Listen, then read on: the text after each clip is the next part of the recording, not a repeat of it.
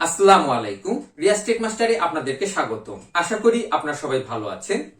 আজ আমি আপনাদেরকে দেখাবো মোবাইল থেকে এবং কম্পিউটার থেকে আমাদের তোলা যে ছবি এবং ভিডিওগুলি আছে সেটা কিভাবে আমরা অনলাইনে ব্যাকআপ নিতে পারি এবং পরবর্তীতে আমাদের যদি মোবাইল থেকে এবং কম্পিউটার থেকে সেই ছবি এবং ভিডিওগুলি ডিলিট হয়ে যায় তাহলে আমরা সেই অনলাইন থেকে আবার সেই ভিডিও এবং ছবিগুলি ডাউনলোড করে নিতে পারবো। তাহলে চলুন আমরা সেই প্রসেসিং কাজটি আমরা দেখে নিই। এবার আমরা দেখব কম্পিউটার থেকে গুগল ফটোসে কিভাবে ইমেজ এবং ভিডিও অটো ব্যাকআপ নিতে পারি। তো এর জন্য আমরা ক্রোমে চলে যাব, তারপর এখান থেকে আমরা গুগল ফটোসে চলে যাব। তো এখানে আমরা দেখতে পাচ্ছি এখানে কোনো প্রকার ছবি আপলোড করা নেই। তো এখানে আমরা দুইটি পদ্ধতিতে ছবি আপলোড করতে পারি, ম্যানুয়ালি আপলোড করতে পারবো এবং অটো ব্যাকআপ নিয়ে আপলোড করতে পারবো। তো আমরা যদি ম্যানুয়ালি আপলোড করতে চাই তো এখানে আমরা আপলোড দেখতে পাচ্ছি, এখানে ক্লিক করব, তারপর কম্পিউটারে ক্লিক করব, তারপর আমার কম্পিউটারে যেখানে ছবি আছে সেখান থেকে আমরা ছবি সিলেক্ট করে আমরা যদি ওপেনে ক্লিক করি আমরা দেখতে পাচ্ছি আমাদের ইমেজগুলি অটোমেটিক আপলোড হয়ে যাচ্ছে। এবার আমরা দেখব কম্পিউটার থেকে যদি আমরা অটোমেটিক ইমেজ আপলোড করতে চাই তাহলে কিভাবে আমরা আপলোড করব। তো এর জন্য আমরা এই আপলোডের অপশনে ক্লিক করব, তারপর এখানে আমরা দেখতে পাচ্ছি automatic backup photo from your computer, এখানে আমরা ক্লিক করব।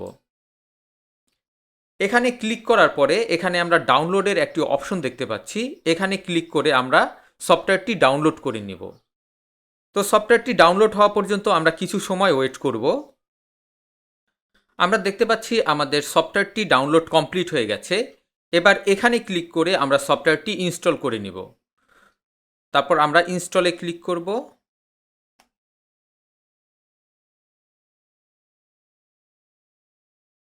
আমরা দেখতে পাচ্ছি গুগল ড্রাইভ ইনস্টল সাকসেসফুলি, আমাদের গুগল ড্রাইভ সাকসেসফুলি ইনস্টল হয়ে গেছে। এবার এটাকে আমরা ক্লোজ করে দিব।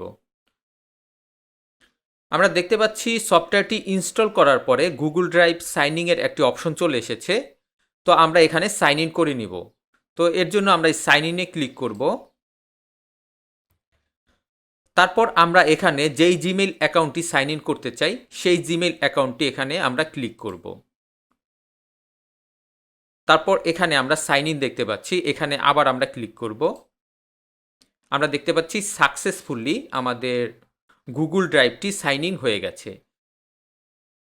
তো এবার আমরা এখানে ক্লিক করব, আমরা দেখতে পাচ্ছি গুগল ড্রাইভটি সাইন ইন অবস্থায় চলে এসেছে। এবার এখানে আমরা ক্লিক করে দেখব আমি যেই ইমেল অ্যাকাউন্টটি সাইন ইন করেছি সেই ইমেল অ্যাড্রেসটি এখানে আমরা দেখতে পাচ্ছি।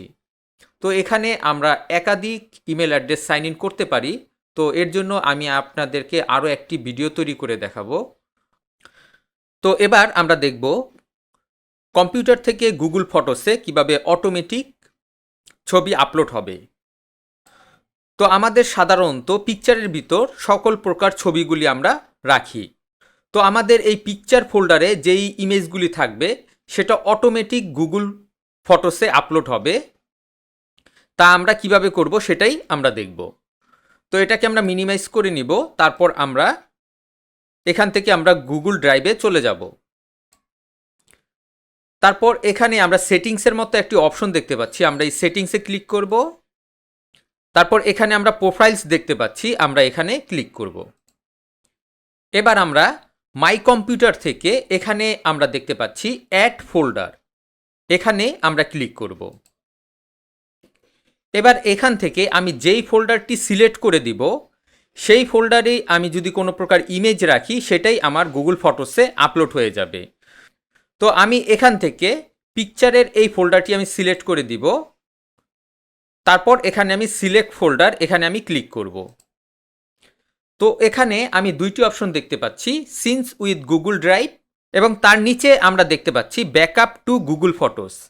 তো আমি নিচেরটি সিলেক্ট করে দিয়ে আমি উপরেরটি আনটিক করে দিব। তারপর এখানে আমি ডানে ক্লিক করব। তো এখানে আমরা অ্যাড ফোল্ডার দেখতে পাচ্ছি, আমি যদি আরও একাধিক ফোল্ডার গুগল ফটোসে অ্যাড করতে চাই তাহলে এখান থেকে আমি অ্যাড করে নিতে পারবো।